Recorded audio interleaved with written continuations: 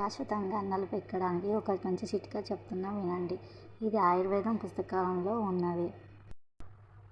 ఈ ప్రయోగాన్ని నమ్మకంతో, పట్టుదలతో, దీక్షతో చేయండి. మీ తెల్ల జుట్టు శాశ్వతంగా నలుపెక్కుతుంది. బోడతరం అనే పువ్వులు దొరుకుతాయి ఆయుర్వేదం షాపులో. ఈ పువ్వులు పొలాల గట్టుల్లో కొంచెం పింక్ కలర్లో ఉంటాయి. వీటిని తెచ్చుకొని ఎండబెట్టుకొని చేసుకోవచ్చు, లేదా ఆయుర్వేదం షాపులో దొరుకుతాయి. వీటిని ఎలా ఉపయోగించాలో ఇక్కడ. ఈ బోడతరం పువ్వులను తెచ్చుకొని ఎండబెట్టుకున్న పువ్వులైనా పర్లేదు. వీటిని పౌడర్ చేసుకోండి. పౌడర్ చేసుకొని ఈ పౌడర్కి సమానంగా కండ చక్కెర కలిపి రోజు పడిగడుపున ఉదయాన్నే సేవించండి.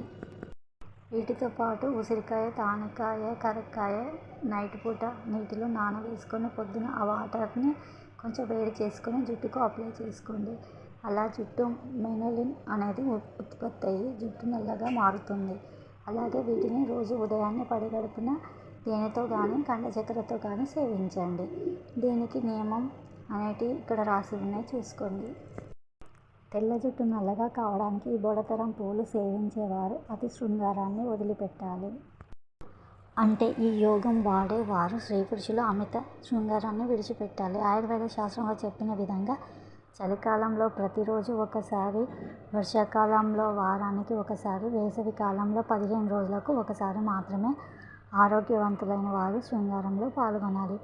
ఈ నియమాలను పాటిస్తూ ఆహారంలో చింతపండును నిషేధించాలి. దీనికి బదులుగా ఎండిన ఉసిరికాయల ముక్కలను వేసుకొని తినవచ్చు.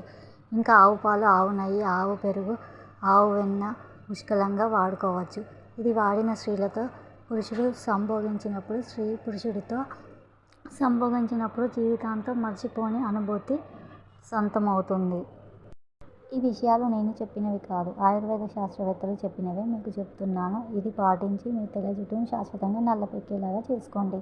మొత్తం కాకపోయినా మీరు వాడేదాన్ని బట్టి మీ జుట్టు నలుపుగా ఉంటుంది. మీ జుట్టులో మెలనిన్ ఉత్పత్తి అవుతుంది. ఇలాంటి మంచి వీడియోల కోసం మా ఛానల్ని సబ్స్క్రైబ్ చేయండి, కామెంట్ చేయండి, లైక్ చేయండి. ఈ వీడియో నచ్చితే సబ్స్క్రైబ్ చేయండి. ఇలాంటి మంచి వీడియోతో మళ్ళీ కలుద్దాం. అంతవరకు అందరికీ జై శ్రీరామ్.